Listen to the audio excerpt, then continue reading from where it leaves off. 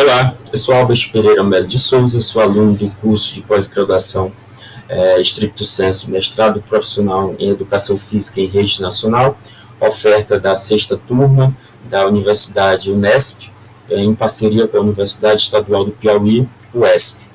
Em relação à disciplina, a prova nacional foi sugerido a confecção de um mapa conceitual relacionado às 7 semanas da disciplina, na qual eu estarei apresentando para vocês agora.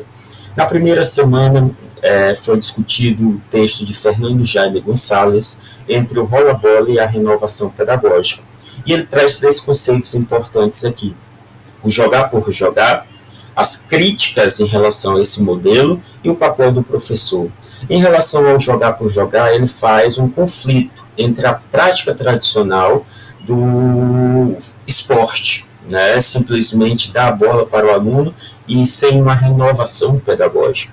Ele traz críticas ao modelo tradicional, ao modelo tecnicista do esporte, sem planejamento, utilizando-se do esporte apenas como um passatempo.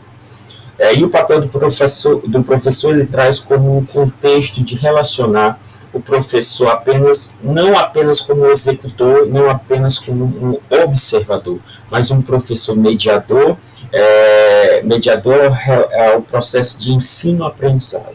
Na segunda semana, o texto de Soraya Darido foi estudado com a temática de ensinar a fazer versus ensinar sobre o fazer. E ela traz 3 conceitos principais.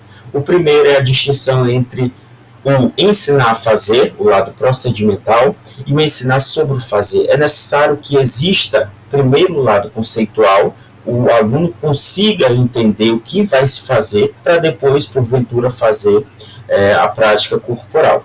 Ela traz uma reflexão sobre a prática, a necessidade de articular a prática junto com a reflexão como forma de ampliar o entendimento dos alunos antes dessa prática corporal de movimento. E ela traz uma relação entre o conceito e os procedimentos. Aí ela traz uma importância de se trabalhar o conceito e significados dessas práticas, e não apenas reproduzi-las, não apenas executá-las de forma técnica.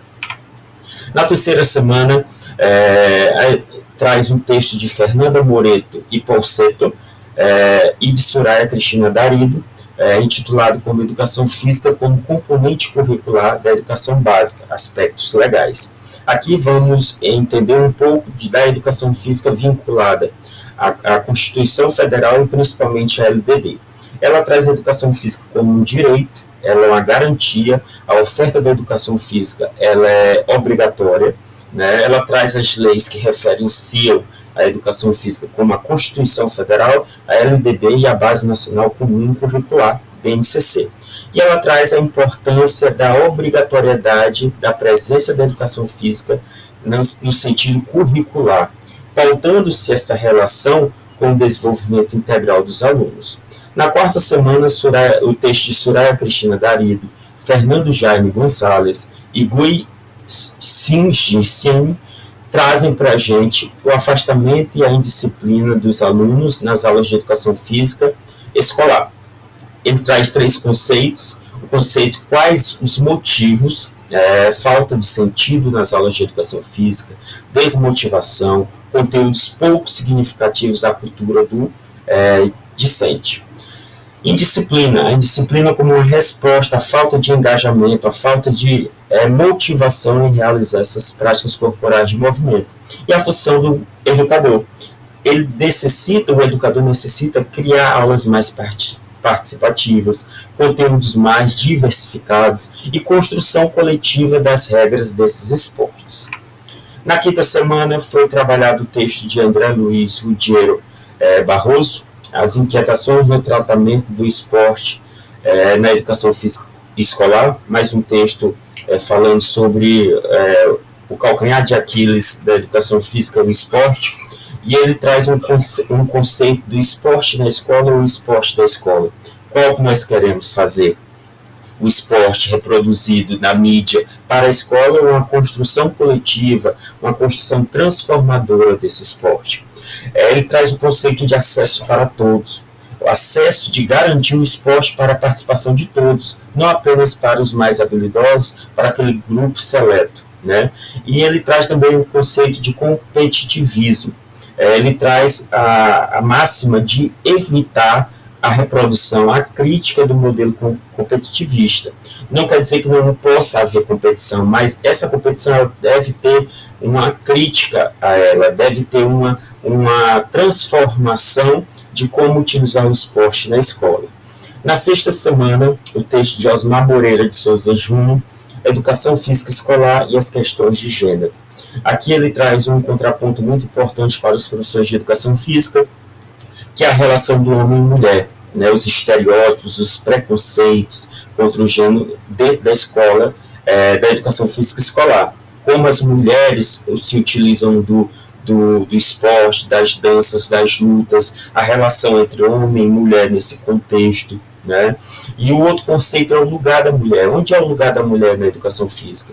E a educação física ela visa superar a divisão binária das atividades excludentes, atividades voltadas só para um gênero, não existe isso. E aí ele traz também a importância da reflexão por parte tanto do professor da escola e dos estudantes, que é transformar esse esporte, essa luta, essa ginástica, essas danças em práticas mais igualitárias e inclusivas por todos.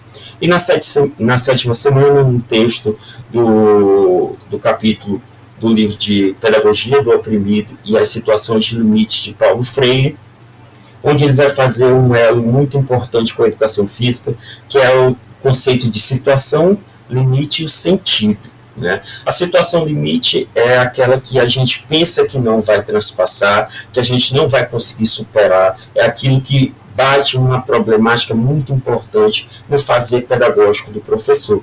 E essa situação limite, ela tem que ser superada por uma ação crítica, na observância e na resolução desse problema. E o sentido é, dessa situação limite, achar um anúncio, né, resolver essa problemática, que é a formação de sujeitos conscientes, transformadores, e além disso, utilizar-se da educação e da educação física de forma problematizadora e dialógica. Esse foi o meu mapa conceitual, espero que vocês tenham gostado, um abraço aí.